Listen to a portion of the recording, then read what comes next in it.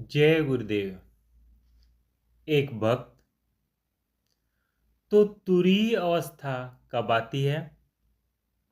महाराज श्री, देखो, आत्मा की 4 अवस्थाएं कही गई हैं: जागृत, स्वप्न, सुषुप्ति और तुरी। केवल्यावस्था इन चारों में कहीं भी नहीं, क्योंकि केवल्यावस्था तुरीयावस्था प्राप्त करने के लिए साधन रूप है। बार बार केवल्यावस्था में जाना पड़ेगा। हर बार प्रज्ञा के कुछ संस्कार क्षीण होते जाएंगे, आनंद का अनुभव भी होता जाएगा, जगत की असारता भी प्रकट होती जाएगी। धीरे धीरे तुरीयावस्था में प्रवेश होने लगेगा। केवल्य के अनुभव के बिना तुरी की प्राप्ति की बात कोरी कल्पना है। किंतु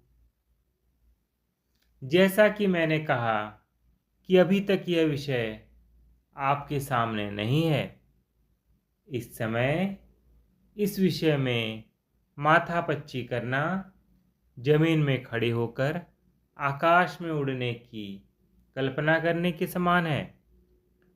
यह विषय बीच में उठ खड़ा हुआ तथा हमने भी इस पर कुछ कह दिया।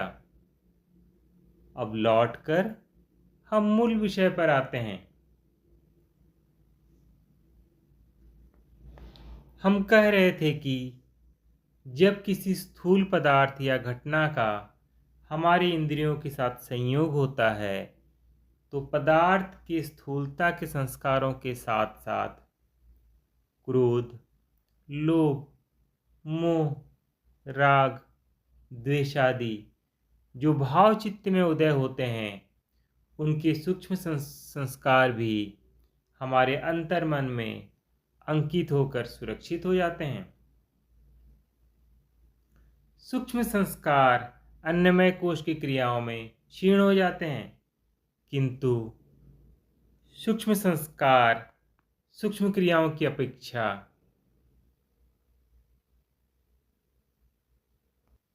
रखते हैं।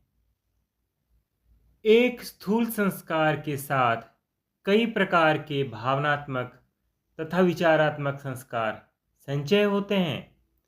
इस प्रकार अन्नमय कोश की अपेक्षा अन्य कोशों से संबंधित संस्कारों की मात्रा कहीं अधिक होती है।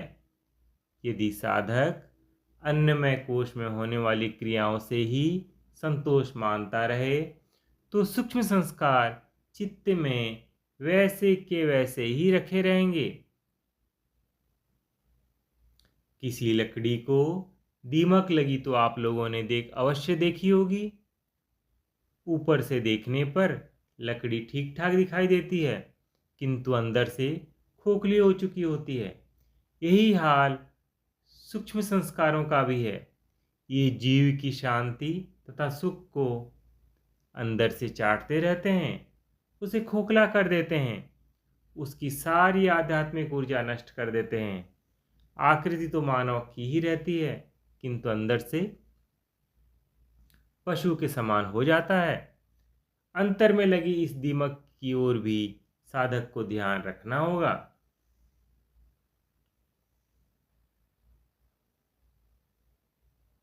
एक भक्त: किंतु महाराज जी, साधन में कौन सी तथा कैसी क्रिया हो, इसका निर्णय तो जागृत शक्ति के पास है।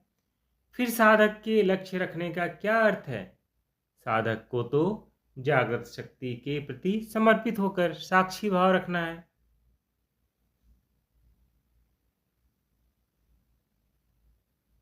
महाराज श्री, बस यदि ऐसा समर्पण हो तो काम बन गया। वास्तव में जीव साधक है ही नहीं, किंतु सामान्यतः मनुष्य क्रियाओं में मानसिक हस्तक्षेप किए बिना नहीं मानता। सूक्ष्म क्रियाओं को क्रिया मानता ही नहीं, उसकी रुचि स्थूल क्रियाओं में अधिक होती है तथा मानसिक हस्तक्षेप क्रियाओं के स्वाभाविक विकास में विघ्न है। यदि समर्पण संपूर्ण हो तो उपर्युक्त सभी लक्ष्य शक्ति का उत्तरदायित्व हो जाता है।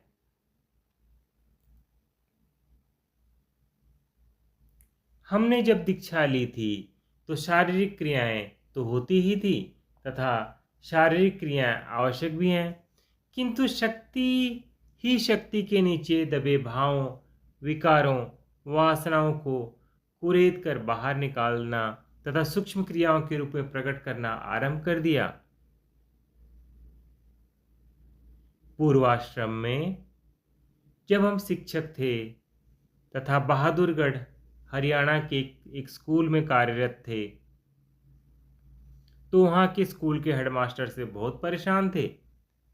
एक दिन हेडमास्टर ने मुझे बहुत कड़े अपशब्द कहे, मेरा अपमान किया, जिससे दुखी होकर मैंने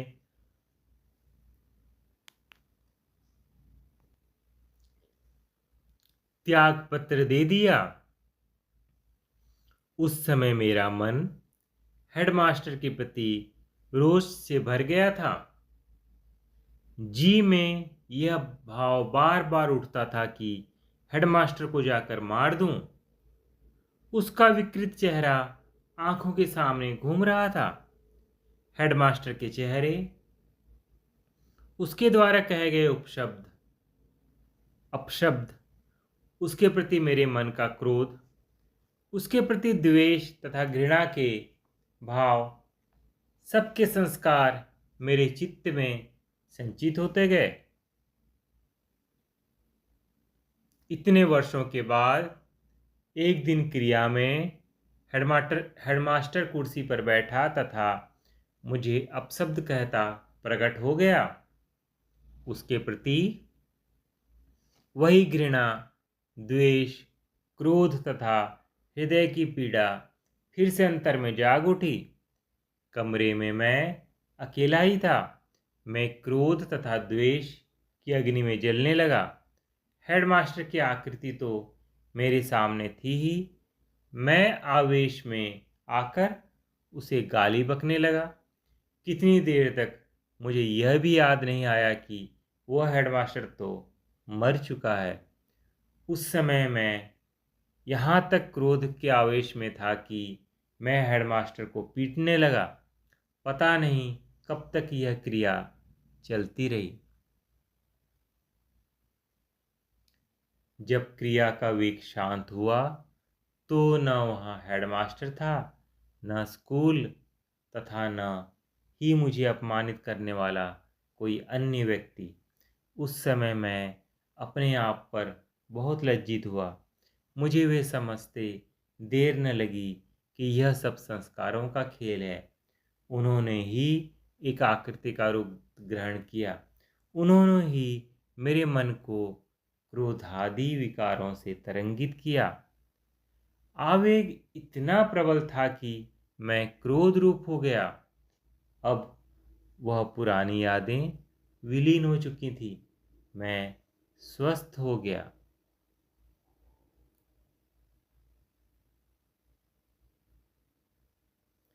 यह बात तो हुई आवेशपूर्ण संस्कारों की।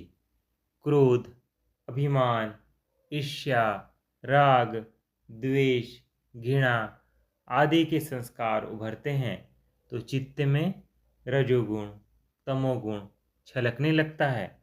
वास्तविक घटना से भी अधिक साधन में ऐसी क्रिया होने पर क्रोधादि का आवेश आता है। शांत तथा सौम्य घटनाओं के संस्कारों का वेग जितना अधिक होगा, मन उतनी अधिक शांतता धारण करता जाएगा। जितना आनंद वास्तविक घटना में अनुभव हुआ, उससे भी अधिक उन संस्कारों के क्रिया रूप में प्रकट होने पर अनुभव होता है।